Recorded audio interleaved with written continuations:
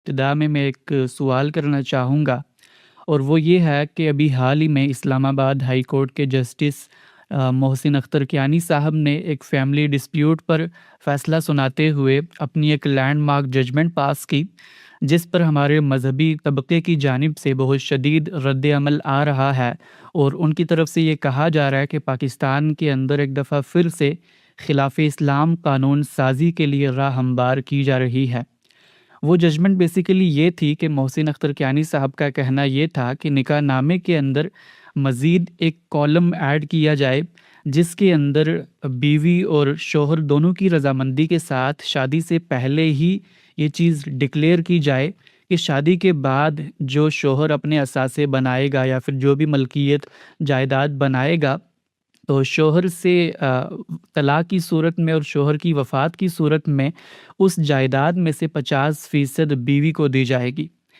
تو میرا سوال بیسیکلی یہ ہے کہ کیا اسلامی شریعت کے اصولوں کی روشنی میں شوہر کی جائیداد کو محض ازدواجی زندگی کی وجہ سے اور اس بنیاد پر کہ بیوی گھریلو معاملات کے اندر شوہر کی مدد کرتی ہے، اس بنیاد پر کیا تقسیم ایکولی ڈسٹریبیوٹ کیا جا سکتا ہے، جبکہ خواتین کی سیکیورٹی کے لیے آلریڈی اسلام کے اندر ایک حق مہر کا کانسیپٹ موجود ہے، آلریڈی بیوہ کی وراثت کا قانون موجود ہے؟ تو ان قوانین کے موجود ہوتے ہوئے بھی اس طرح کا ایک انیشیٹو اپنے اینڈ پر لینا، کیا یہ قانون وراثت کے جو قرآن کے اندر قانون وراثت بیان ہوا ہے اس کو کمپرومائز نہیں کرتا؟ جی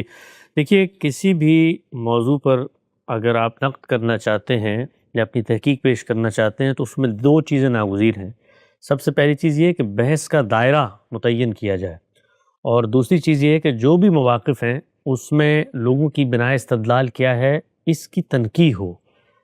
یہ عمل جب تک نہیں ہوگا اس وقت تک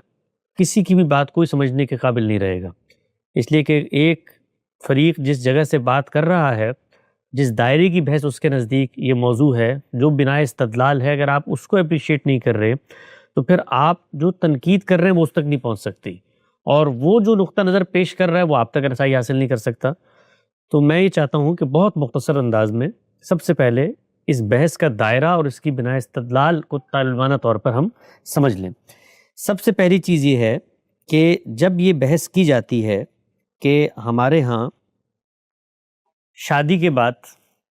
ریاست کو کیا حق ہے کہ اس طرح کے معاملات میں مداخلت کرے، تو پہلا سوال یہ اٹھتا ہے کہ ریاست کے حقوق کا دائرہ کیا ہے، اور دوسری چیز یہ ہے کہ جب اللہ کی شریعت نے یہ فیصلہ کر دیا ہے کہ میاں بیوی کے معاملے میں جب طلاق ہو یا شوہر کی وفات ہو تو وراثت کے حصے کیسے تقسیم ہوں گے، وہاں پہ اللہ نے باقاعدہ ترکہ مقرر کر دیا ہے، تو اس کے بعد اس موضوع پر کلام کی گنجائش اگر کہیں سے رہ گئی ہے تو وہ ہے کیا؟ یعنی دوسرا فریق کیا شریعت اسلامی کو نہیں مانتا؟ کیا وراثت کی اس تقسیم کو نہیں مانتا؟ کیا وہ اللہ تعالیٰ کے قانون کو نہیں مانتا؟ کیا وہ یہ کہہ رہا ہے، یا اس کی بحث اس سے مختلف ہے، آگے کی بحث ہے؟ تو اگر وہ آگے کی ہے تو پھر اس سے اس پر گفتگو نہیں ہوگی کہ تم اللہ کی شریعت میں تبدیلی کر رہے ہو یا اللہ کے قانون کو نہیں مان رہے۔ ایک اور چیز جو بطور تمہید ہمیں سمجھنی چاہیے کہ اللہ تعالیٰ نے جب وراثت کے حصے مقرر کیے ہیں تو وہ حصے اٹل ہیں، وہ قیامت تک ہیں، ان کے اندر ذرہ برابر کوئی شخص تبدیلی کرنے کا اختیار ہی نہیں رکھتا۔ اور یہ بات صرف ہم اس معاملے میں نہیں کہتے، ان معاملات میں بھی کہتے ہیں جہاں پر ہمارے علم نے باقاعدہ ان حصوں میں تبدیلی کا اختیار اپنے ہاتھ میں لے لیا ہے۔ یعنی اگر آپ اول کا مسئلہ دیکھیں تو اس کے اندر یہی ہوا ہے کہ قرآن نے جو متعین حصے بیان کیے ہوئے ہیں اس کے اندر بعض روایات کی بنیاد پر تبدیلی کر دی گئی ہے، صحابہ کے آثار کی بنیاد پر۔ تو وہاں پر بھی ہم یہی بحث کرتے ہیں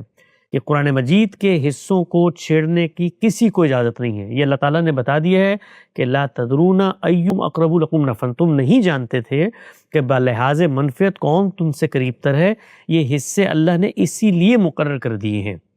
ان حصوں میں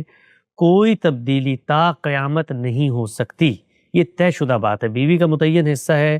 بیوی مرتی ہے تو شوہر کا متعین حصہ ہے، اولاد کا متعین حصہ ہے، اولاد نہیں ہے تو بہن بھائیوں کی طرف جائے گا، ماں باپ کا متعین حصہ ہے۔ تو یہاں سے بحث کا آغاز کرتے ہیں کہ ہمارے نزدیک شریعت نے جو وراثت کے حصے مقرر کیے ہیں ان میں ادنا تبدیلی گوارا نہیں کی جا سکتی۔ اگر یہ کوئی تبدیلی کرتا ہے تو یہ حدود اللہ کو توڑنے کے مترادف ہے۔ مثال کے طور پہ اگر کہیں پہ قانون بنتا ہے، ہم تو یہاں امریکہ میں رہتے ہوئے اس چیز کی منادی کرتے ہیں کہ ہر مسلمان کو یہ چاہیے ہے کہ وہ باقاعدہ وصیت کرے شریعت کے مطابق اپنے حصوں کی تقسیم کی، اس لیے کہ اگر وہ نہیں کرے گا تو یہاں پر اسٹیٹ لا موجود ہے انہیریٹنس کی تقسیم کا، جو کہ میرے تصور شریعت سے مختلف ہے۔ جو کچھ اللہ نے مجھے بتایا اس میں والدین کا حصہ ہے، بچوں کا ہے، اولاد کا ہے، اس سے مختلف ہے۔ تو لازم ہے مغربی ممالک میں یا جہاں کہیں بھی مسلمانوں کا قانون رائج نہیں، وہاں پر وہ شریعت کے مطابق وصیت کریں تاکہ ان کے مرنے کے بعد اللہ تعالیٰ کی حدود کے مطابق ان کی انہیریٹنس تقسیم کریں۔ اس لیے میں نے کہا وصیت کریں کیونکہ ان ملکوں میں بھی یہ قانون رائج ہے کہ اگر آپ نے کوئی وصیت کی ہے تو اس پر پہلے عمل درآمد کیا جائے گا۔ تو اللہ کی وصیت ہے، یہ اللہ نے حصوں کا فیصلہ کر دیا، کوئی اس میں ترمیم تغیر تبدیلی کا سوچ بھی نہیں سکتا، اور اگر کوئی شخص سوچتا ہے تو وہ اللہ کی شریعت میں مداخلت کرتا ہے، حدود اللہ کی منافی کرتا ہے۔ اب اگلی بات یہ ہے کہ ریاست اس معاملے میں کہاں سے داخل ہو رہی ہے۔ ریاست کے بارے میں ہم یہ جانتے ہیں کہ انسان جنگلوں میں بھی رہتا تھا، قبائل میں بھی رہتا تھا، اس نے ایک سفر طے کیا ہے متمدن سویلائز معاشرے کی طرف، اور ایک ادارے کو وجود پذیر کیا ہے۔ اس کو وجود پذیر کرنے کا مقصد کیا ہے کہ میرے حقوق کی سلامتی ہو، میرے خلاف کوئی جان مال آبرو کی زیادتی نہ ہو، میری حق تلفی نہ ہو۔ یہ بنیادی محرک ہے جس کی وجہ سے ہم بہت ساری چیزوں کی پابندیاں قبول کر کے ایک ٹیریٹری کے اندر رہتے ہیں، ایک امیر کا انتخاب کرتے ہیں، اس کی اطاعت کا دم بھرتے ہیں۔ مقصود کیا ہوتا ہے کہ میرے حقوق کا تحفظ ہو، یعنی ہر شخص یہ چاہتا ہے کہ اس کی جان مال آبرو یہ سلامت رہے، کوئی اس پر حملہ آور نہ ہو، کوئی اس کی حق تلفی نہ کرے۔ یہ ریاست کا دائرہ اختیار ہے۔ اس دائرہ کار کی پس منظر میں اگر وہ کوئی اقدام کرتی ہے تو اقدام کے صحیح اور غلط ہونے کا مجھے حق حاصل ہے کہ میں اس پہ تنقید کروں، لیکن یہ ریاست کا حق ہے، بلکہ حق سے آگے بڑھ کے فرض ہے کہ وہ یہ کام کرے، اس لیے کہ میں نے اس کو وجود پذیر اس لیے کیا ہے۔ تو جب ریاست اس دائرے کے اندر، یعنی شریعت کے دائرے سے باہر نکل گئی یہ بات، شریعت کے دائرے میں اللہ کا قانون روبہ عمل ہوگا، اس سے آگے بڑھ کے اگر کہیں پہ حق تلفی ہوتی ہے یا جان مال آبرو کے خلاف زیادتی ہوتی ہے تو وہاں پر کوئی ریاست مداخلت کرتی ہے، وہاں پر اس کو مداخلت کرنی چاہیے، اس لیے ریاست کو وجود پذیر کیا۔ آپ اس کی چند مثالیں دیکھیے کہ کیسے یہ مداخلت کرتی ہے اور یہ کیسے میرے اور آپ کے تحفظ کا باعث بنتی ہے معاشرے۔ ہم وہاں پر کبھی یہ بحث نہیں اٹھاتے کہ یہاں پر تو شخصی معاملہ ہے، میرا ذاتی معاملہ ہے، یہاں پر ریاست کو کیا حق پہنچا ہے کہ وہ یہاں پر داخل ہو گئی ہے۔ مثال کے طور پہ آپ دیکھیں، میں موٹر کار خریدتا ہوں، میں مال کماتا ہوں، میں اس کی ملکیت رکھتا ہوں، لیکن جب سڑک پہ میں اس کو اتارتا ہوں تو وہاں پر ریاست نے ایک حد رفتار مقرر کر دی ہے اور یہ بتا دیا ہے کہ اس سے اگر تم تجاوز کرو گے تو تم پر جرمانہ ہوگا اور ہم تم پر سزا کا بھی نفاذ کر سکتے ہیں۔ وجہ یہ ہے کہ اگر میں حد رفتار سے آگے بڑھتا ہوں تو یہ چیز کسی دوسرے کی حق تلفی کا باعث بن سکتی ہے، کسی دوسرے کی جان لینے کا باعث بن سکتی ہے۔ تو حفظ ما تقدم کے طور پہ، پریکاشنری میجر کے طور پہ ریاست نے حد رفتار مقرر کر دی۔ وہ گلی میں الگ ہے، وہ سڑک پہ الگ ہے، وہ ہائی وے پہ الگ ہے۔ یہ اختیار ریاست کو کیسے حاصل ہوا؟ میرے تحفظ کے پس منظر میں حاصل ہوا۔ اسی طریقے سے آپ یہ دیکھیے کہ ہمارے ہاں چائلڈ لیبر کے قوانین ہیں، یعنی ایک باپ ہے، اس کا ایک بیٹا ہے، ان دونوں کا تعلق ہے، باپ جا کے بچے کو کسی فیکٹری میں لگا دے، میرا بیٹا ہے، میرا حق ہے، میں جو چاہوں کروں۔ ریاست وہاں پر آگے بڑھتی ہے اور وہ یہ کہتی ہے کہ نہیں، یہ بچہ آپ کا ہے لیکن یہ اس ریاست کا بھی شہری ہے،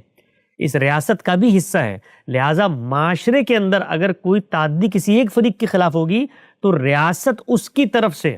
ایک طریقے سے مدافعت کی جگہ پر کھڑے ہو کے اس کا تحفظ کرے گی۔ تو ہمارے یہاں چائلڈ لیبر کے قوانین ہیں جن کے اندر یہ بتایا گیا ہے کہ کم سے کم عمر اتنی ہونی چاہیے جس کے اندر آپ کسی بچے کو مزدوری پر لگا سکتے ہیں۔ اور آگے بڑھیں، میرا گھر ہوتا ہے، میری ملکیت ہوتا ہے، میں اس کے اندر جو چاہے معاملات کروں، لوگوں کے ساتھ کرایہ داری کے معاملات کروں، لوگوں کو رکھوں نکالوں، لیکن جو شخص وہاں پہ رہنے آیا ہے اس کے بھی کوئی حقوق ہیں کہ نہیں ہیں؟ تو ریاست اس کے حقوق کی جانب کھڑی ہوتی ہے۔ اب وہ اپنے حقوق متعین کرے، کوئی دوسرا کرایہ دار اپنے حقوق متعین کرے تو تنازعات کی ایک دنیا ہے۔ تو اس سے یونیفائڈ لا کا تصور آتا ہے تاکہ ریاست حق تلفی کو روکنے کے لیے ایک قاعدہ کلیہ بنائے اور اس پر عمل درآمد کر کے لوگوں کے حقوق کا تحفظ کرے۔ تو یہ مالکانہ حقوق، کرایہ داری کے معاملات، غرض یہ کہ آپ کی ریاست کے اندر جتنے قوانین آپ کو نظر آتے ہیں ہر جگہ پر، وہ قوانین اسی پس منظر میں بنتے ہیں کہ جان مال آبرو کا تحفظ اور حق تلفی کو روکنا۔ اس میں آپ دیکھیے کہ خود شادی کے معاملے کے اندر یہ بات کہ ایک لڑکی سے آپ شادی کرنے جا رہے ہیں، آپ کا حق ہے، لڑکی بھی راضی ہے، اس کا بھی حق ہے، کیا ضرورت پیش آئی ہے خود ہماری فقہ کو یہ طے کرنے کی کہ جی کم سے کم عمر کیا ہونی چاہیے جس کے اندر آپ کسی کے ساتھ شادی یا ازدواجی تعلق استوار کر سکتے ہیں۔ یہی چیز ہے کہ اگر کوئی شخص اس جگہ پر نہیں کھڑا ہوا کہ وہ اپنے فیصلے اس بلوغت اور اس رشد سے کر سکے جو ذہنی طور پر اس طرح کے معاملے میں درکار ہوتی ہے، تو پھر معاشرہ اس کے تحفظ میں کھڑا ہوتا ہے، وہ طے کرتا ہے کہ نہیں اس طرح کے معاملات میں اس کی حق تلفی ہوگی، اور یہ اپنی حق تلفی کو جاننے کے لیے بھی قابل نہیں ہے، لہٰذا وہاں پر آپ ایک قانون بنائے تھے۔ اسی طریقے سے آپ اسلامی ممالک کے اندر دیکھیے بہت سارے ملکوں میں یہ قانون تک رائج ہے کہ جب آپ شادی کرنا چاہتے ہیں تو اس سے پہلے لازم کر دیا گیا کہ آپ کے کچھ میڈیکل ٹیسٹ ہوں۔ یہی وجہ کیا ہے؟ اس کی وجہ بھی یہی ہے کہ جب آپ کا ایک رشتہ جڑے گا تو اس رشتے کے اندر کل بیماریاں پیدا ہو سکتی ہیں، جو اولاد پیدا ہوگی وہ معذور ہو سکتی ہے، تو اس نے معاشرے کا حصہ بننا ہے۔ تو ہم ان چیزوں کو روکیں جو معاشرے میں فساد کا باعث بنے، خرابی کا باعث بنے، کسی کی جان مال آبرو کے خلاف زیادتی کا باعث بنے، اختلفی کا باعث بنے۔ یہ پس منظر ہے جس میں ریاست کا استقرار حق وقوع پذیر ہوتا ہے کہ وہ آگے بڑھ کر کسی معاملے میں کوئی رائے دے، کوئی قانون سازی کرے۔ تو یہاں پر بھی آپ دیکھیے کہ یہ جو نکاح و طلاق کا معاملہ ہے یہ بھی صرف کسی کا ذاتی معاملہ نہیں ہوتا۔ اگر یہ ذاتی معاملہ ہوتا تو اللہ تعالیٰ کو اور اللہ کی شریعت میں یہ کہنے کی کوئی ضرورت نہیں تھی کہ آپ گھر کے اندر بیٹھ کے خفیہ طور پہ دو لوگ اپنے کنسنٹ سے طے کر لیں اور یہی آپ کا نکاح، اور اس طرح نہیں۔ نکاح کے لیے یہ شرط ہے کہ آپ نے معاشرے میں اس کا اعلان کرنا ہے۔ کیوں کرنا ہے؟ اس لیے کہ نکاح صرف ذاتی بندھن میں دو لوگوں کا آمادہ ہونے کا نام نہیں ہے، بلکہ وہ ایک سماجی ادارے کی تشکیل ہے۔ اس کے ذریعے سے اولاد پیدا ہونی ہے، اس اولاد کا ایک سلسلہ چلنا ہے، اس نے معاشرے کا حصہ بننا ہے، سب لوگوں نے یہی کام کرنا ہے، تو دونوں حیثیتیں اس کی ہوتی ہیں۔ یہی وجہ آپ دیکھیے کہ جب آپ نکاح کر رہے ہوتے ہیں تو شریعت نے حق مہر مقرر کر دیا ہے۔ کیوں مقرر کیا ہے؟ اس لیے کہ آپ اس کی کفالت، اس کی محافظت، اس کی حفاظت کی ذمہ داری لے رہے ہیں، تو اس ذمہ داری کا ایک ٹوکن منی ہے جو معاشرے کی موجودگی میں آپ نے طے کرنا ہے۔ یہ آپ نے خفیہ طور پہ کہیں کان میں نہیں بتانا کہ میں نے یہ مہر، معاشرے کے سامنے طے کرنا ہے، اعلان کرنا ہے کہ میں اس کی محافظت کی ذمہ داری لے رہا ہوں، اور یہ اس کی ایک علامت ہے جو ٹوکن کے طور پہ میں اس کے حوالے کر رہا ہوں۔ تو یہ ٹوکن مثال کے طور پہ جب حوالے کیا جاتا ہے اور طلاق ہو جائے تو عورتیں کہاں جاتی ہیں اپنے اس ٹوکن کی وصولی کے لیے؟ اگر مہر نہ ادا کی ہو، عدالتوں کے پاس جاتی ہیں، معاشرے کے پاس جاتی ہیں، ان سے کہتی ہیں کہ بھائی یہ شخص یا کوئی شخص یہ ذمہ داری لے اور ذمہ داری پوری نہ کرے۔ تو کہاں جاتے ہیں لوگ؟ معاشرے کے پاس جاتے ہیں۔ معاشرے نے پہلے زمانے کے اندر یہ جتنے معاملات تھے معاشرتی طور پہ طے ہوتے تھے، معاشرے نے اپنے نمائندوں کا انتخاب کر کے ایک مقننہ، ایک عدلیہ، اسی طریقے سے محکمے، بیوروکریسی نظام بنا دیا ہے۔ وہ نظام اب چیزوں کا فیصلہ کرتا ہے، وہ معاشرے کی نمائندگی کرتا ہے، اسی کو ہم نظم اجتماعی سے تعبیر کرتے ہیں۔ تو یہ ریاست کا دائرہ ہے جہاں سے وہ داخل ہوتی ہے اس معاملے میں۔ تو اگر ریاست اس جگہ سے داخل ہو کر کوئی رائے دیتی ہے تو اس کا استقرار حق ہے۔ یہ بحث ختم ہو گئی اب کہ وہ شریعت میں مداخلت کر رہی ہے، نہیں، شریعت میں کوئی تبدیلی نہیں، وہ جان مال آبرو اور حق تلفی کو روکنے کے لیے کام کر رہی ہے، اقدامات کر رہی ہے۔ دوسری بحث کہ کیا وہ اس معاملے میں داخل ہوتی ہے تو یہ ذاتی معاملات میں مداخلت ہے، تو یہ بحث بھی ختم ہوگی کہ نہیں، ذاتی معاملات میں کوئی مداخلت نہیں ہے، یہ حق تلفی کو روکنے کے لیے اس کی ذمہ داری ہے۔ وہ اگر یہ نہیں کرے گی تو پھر وہ اپنی ذمہ داری کو پورا نہیں کر رہی۔ تو اب اگلی چیز جو صرف رہ جاتی ہے وہ یہ کہ اس معاملے میں ریاست جو قانون سازی کرے، جو تجویز دے، اس تجویز پہ روئے زمین پہ بیٹھے ہر شخص کو تنقید کا حق حاصل ہے، اس لیے کہ وہ اطلاق کے اندر ریاست کی ایک رائے ہے۔ وہ پوری پارلیمنٹ، یہاں تک کہ پورا ملک 99.99% ریفرینڈم سے بھی ایک قانون بنا لیں اس باب کے اندر، تب بھی ایک بندہ ہو اس کو بھی اختلاف کا حق ہے۔ وہ نہ اللہ کی شریعت سے اختلاف ہے، نہ ریاست کے نظم سے اختلاف ہے، نہ اس کی اتھارٹی سے، اس کی رائے سے اختلاف ہے۔ تو اس معاملے میں اگر ریاست کوئی قانون سازی کرتی ہے تو اس سے ہر ایک کو اختلاف کا حق موجود ہے۔ وہ اس چیز کو اپنے معاشرتی عرف، نارمز، تقاضے، حکمت، ضرورت، جس چیز کے تحت سمجھتے ہیں، اس کو پھر ڈیبیٹ میں لے کے جائیں، اس کو بحث میں لے کر جائیں، اس پر بحث کریں اور بتائیں کہ ہمارے معاشرے کی ڈائنامکس کیا ہیں، ہمارے معاشرے کے تقاضے کیا ہیں، اس کے مطابق یہ کام اس طریقے سے نہیں ہونا چاہیے، حق تلفی کو روکنا ہے تو اس کے متبادل قوانین موجود، یہ ساری بحثوں کی گنجائش موجود ہے، ہر شخص کرنے کا حق رکھتا ہے۔ میں نے جو اس باب میں تجویز پیش کی جب یہ ججمنٹ میرے سامنے آئی، وہ تجویز ہے جو مغربی معاشروں کے اندر اس باب میں ریاست نے کچھ ڈیولپمنٹ کی ہے۔ ہمارے ہاں چونکہ بالعموم مغربی معاشرے میں اگر کوئی چیز رائج ہے اس کو پیش کیا جائے یا اس کا حوالہ دیا جائے تو مسلمانوں کی عمومی نفسیات چونکہ مغرب کی نفرت میں مبتلا ہے، اور ہماری مذہبی انٹیلیجنشیا نے ان کے اندر اس کو اتنا راسخ کر دیا ہے کہ کوئی بھی ڈیبیٹ اب میرٹ پہ سننے کے لیے لوگ آمادہ نہیں ہوتے، وہ فوراً سے ادنیٰ مماثلتیں تلاش کرتے ہیں اور لوگوں کی نیت محرکات پر حملہ آور ہوتے ہیں اور ان کو کہتے ہیں مغرب کے ایجنٹ ہیں، یہ مغرب نواز ہیں، فلاں ہیں، تو اس کی وجہ سے ڈیبیٹ آگے نہیں بڑھ پاتی۔ میرٹ پر اگر ہم گفتگو کریں تو مغرب میں بھی جو کچھ رائے تھا اس پہ بھی تنقید کا حق ہے، لیکن اس کو میرٹ پہ سمجھا جائے گا، نہ کہ صرف اس میں کہ وہ چیز مغرب سے آئی ہے۔ تو اگر صرف مغرب سے آئی ہوئی چیز پہ لوگوں کو اختلاف ہے تو پھر مغرب کی ہر چیز سے اپنی نفرت کا اظہار کریں۔ آخر وہاں بھی تو پک اینڈ چوز کرتے ہیں نا، فیس بک بھی استعمال کرتے ہیں، مغربی ٹیکنالوجی سے بھی استفادہ حاصل کرتے ہیں۔ مغرب کی تہذیبی روایت کے اندر بہت سارے فسادات موجود ہیں، ہم خود اس پہ تنقید کرتے ہیں۔ ہمارے استاد مکرم جناب جاوید احمد غامدی کا ایک مضمون ہے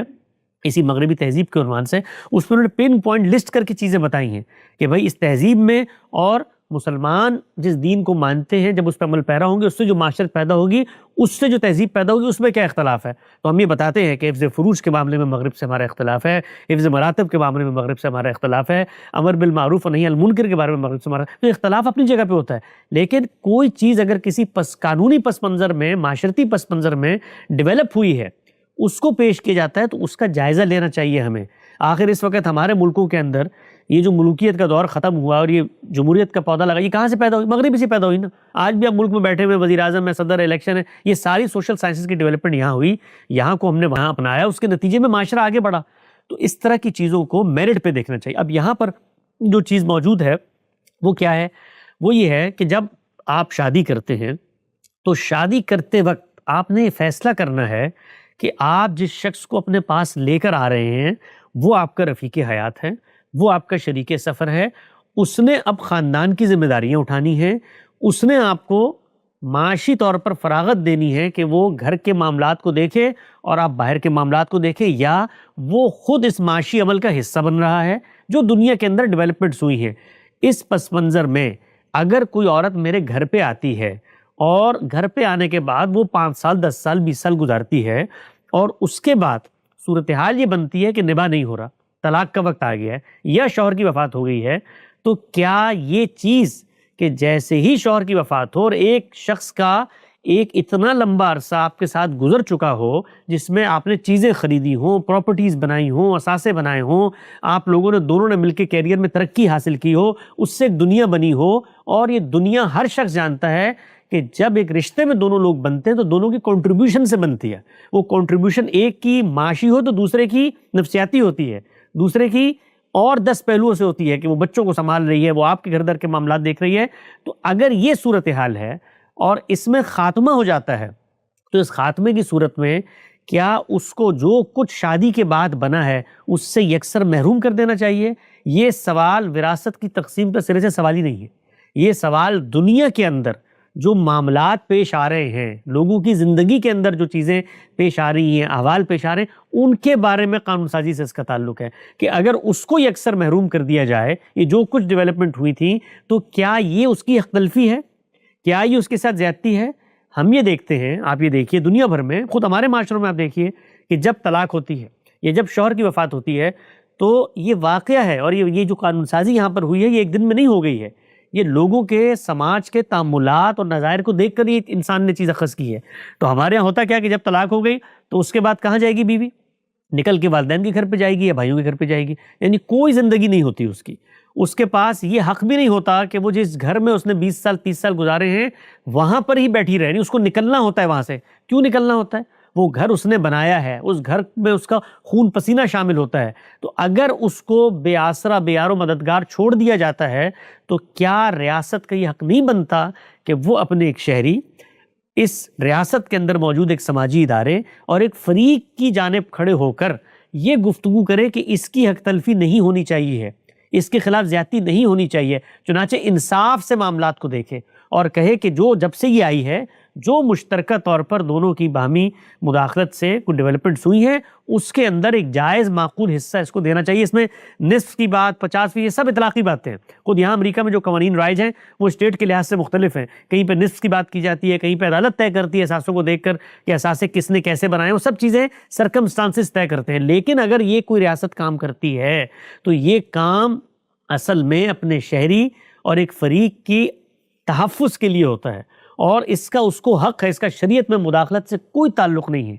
یہ بحث ہے، اس پس منظر کی بحث ہے، اس دائرے کی بحث ہے، اور میں نے اس پر یہ عرض کیا تھا اور لکھا تھا کہ ہمارے ہاں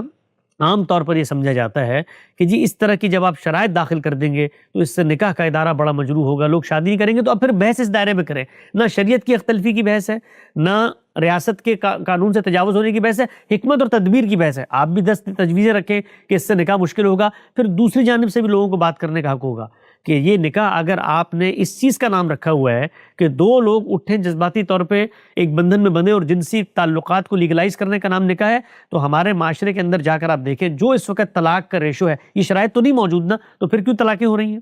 پھر کیوں خاندان کا ادارہ عدم استحکام کا شکار ہے؟ اچھا، اس کے پس منظر میں کہا جاتا ہے کہ اس قانون کی وجہ سے آپ دیکھیں مغرب کے اندر خاندان کا ادارہ تباہ ہو گیا ہے۔ یہ قانون اس سے بڑے پہلے سے رائج ہے جب یہاں پر وہ تعدی انسانوں نے شروع کی جس سے خاندان کے ادارے کا انہدام ہوا ہے، یعنی 1960 تک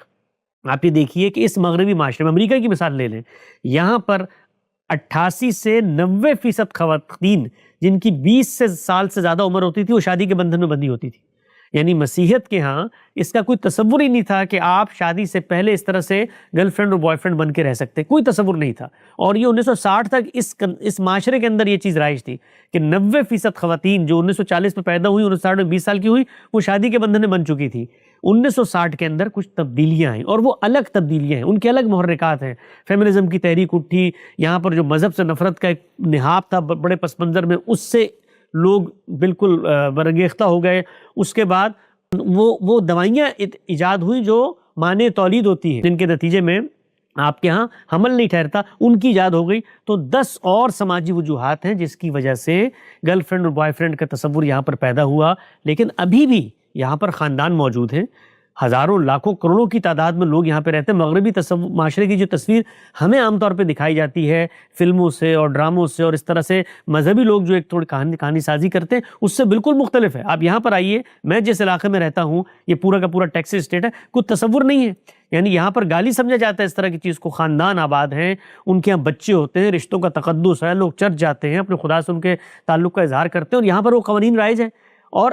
کہیں اگر اس کی بھی خلاف ورزی کوئی کر رہا ہے یا اس کو بھی مس یوز کر رہا ہے، اس کے بھی قوانین موجود ہیں۔ یعنی آپ کو یہ حق دیا گیا ہے کہ آپ پہلے طے کر لیں اور بیوی کو بھی یہ بتا دیں، وہ پھر بیوی کی کنٹریبیوشن بھی اسی طریقے سے رہے گی خاندان میں، وہ بتا دیں آپ، اور پری نپ کہتے ہیں اس کو، آپ پہلے سائن کر لیں کہ جی شادی کے بعد جتنی جائیداد بنے گی اس میں ایک کوڑی تو میں نہیں دوں گا، آپ سائن کر لیں۔ اس کے بعد پھر اس کی جو مداخلت ہے شادی میں وہ بھی اسی نوعیت کی ہوتی ہے۔ تو اس سے کوئی خاندان کا ادارہ کمزور نہیں بلکہ اور مضبوط ہوتا ہے، اس سے بچے مضبوط ہوتے ہیں۔ آپ یہ دیکھیے کہ آپ کا خاندان کا ادارہ ٹوٹ بھی گیا تو بچے بے آسرا نہیں ہوتے کہ ادھر ادھر پھر رہے ہوں، وہ ماں کے پاس ایک مستحکم جگہ ہوتی ہے، وہاں پر وہ ان کو رکھتی ہے، بچے مس یوز نہیں ہوتے، ان کا ابیوز نہیں ہوتا، ان کے پاس ایک سائبان ہوتا ہے۔ تو اس مغربی معاشرے کے اندر گھر جب آپ لیتے ہیں تو وہ مشترکہ ملکیت بنتا ہے۔ اس مشترکہ ملکیت میں جب آپ کا معاملہ ختم ہو جاتا ہے تو وہ بے سائبان نہیں ہوتی خاتون۔ تو اس پس منظر میں یہ قوانین پیدا ہوئے ہیں اور ہمارے یہاں اس کی تجویز دی جا رہی ہے۔ لوگوں کو اختلاف کا حق ہے، قوانین اپنے کلچرل کونیٹیشن میں ماڈیفائڈ بھی ہوتے ہیں، وہ سب چیزیں آپ کر سکتے ہیں، لیکن نہ یہ شریعت کی خلاف ورزی ہے، نہ ریاست نے اپنے دائرے سے تجاوز کیا ہے، بلکہ یہ عین ریاست کی جو ذمہ داری ہے اس کے مطابق ہے۔